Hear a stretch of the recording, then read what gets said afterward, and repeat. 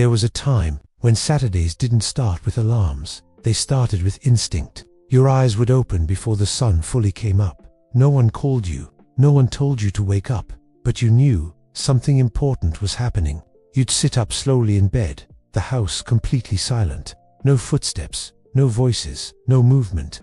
Just that quiet, early morning stillness. And then it would hit you. Saturday. Cartoons. You'd throw the blanket off instantly. Cold air hitting your arms as your feet touched the floor. And for a second, you'd just stand there. Because this wasn't a normal day. This was your time. You'd open your bedroom door, slowly, carefully. The hallway was dim. That soft blue-gray light creeping in through the windows. Every step mattered. The floor would creak if you stepped wrong. And you knew exactly which spots to avoid. Because if you woke your parents too early, it was over. You'd make your way to the living room like you were on a mission, heart beating just a little faster. And there it was. The TV, dark, silent, waiting. You'd grab the remote, or sometimes walk right up to the set. That heavy, plastic button, click, a flash of static, that faint high-pitched sound. Then the screen flickers to life, soft glow filling the room. And just like that, you weren't alone anymore. Cartoons were already playing. You were late. Not late enough to miss everything, but late enough to feel it. That small panic. What did I miss? You'd drop onto the couch, sometimes wrapped in a blanket, sometimes still half asleep, eyes locked on the screen, trying to catch up instantly. Characters moving fast, bright colors, loud voices, and your brain snapping into focus. This was the only time during the week where nothing else mattered.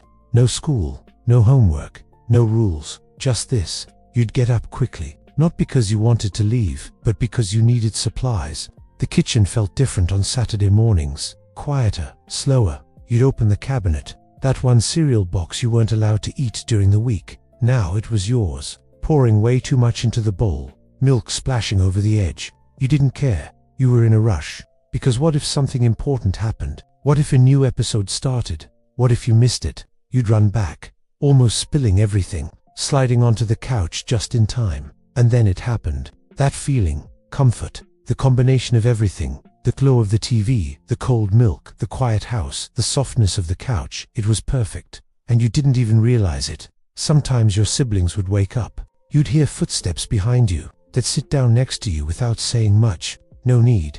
You were both there for the same reason. But then, the tension would begin. Change it. No, this is on. I was watching this.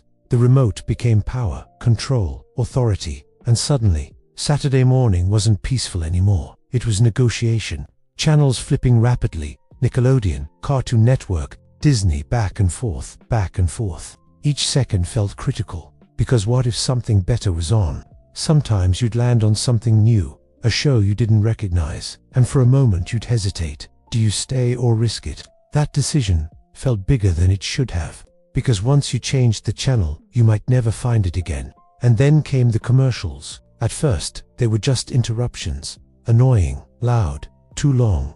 But then you started watching them too. Toys, games, cereal, movies. They weren't ads. They were possibilities. Things you didn't have. Things you suddenly needed. You'd memorize them without trying. The jingles, the voices, the excitement, and then back to cartoons. But something had changed. Time was moving faster now. The sun was coming up, light filling the room more and more. The house starting to wake up. You could hear movement in the kitchen. Your parents. And just like that, the spell started to break. Don't sit too close. Turn it down. Did you brush your teeth? Reality was creeping in. You tried to ignore it. Eyes glued to the screen, holding on to what was left. Because you knew this wouldn't last much longer. Your favorite show would come on. The one you waited all week for. Everything got quiet again. Even your siblings stopped talking. This was serious. You leaned forward slightly, cereal forgotten, breathing slower. Every moment mattered, every scene, every second, because there was no rewind, no replay, no watching later. If you missed it, it was gone. And that made it special. You felt it, even if you didn't understand it. Then suddenly, it ended. No warning, just credits rolling, music fading out, and that strange emptiness. What now?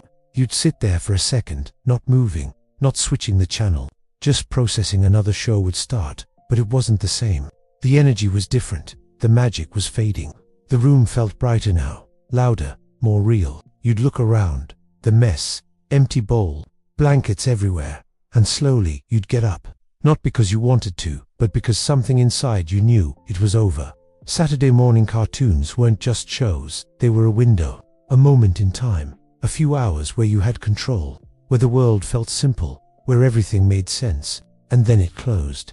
Every single week, until one day, you didn't wake up early anymore, you slept in, and you didn't even realize what you missed. No rush, no silence, no glowing TV in a dark room, just another morning, and that was the real ending, because you never knew it was the last time. No final episode, no goodbye, no warning, just one day. It stopped being important, and you moved on.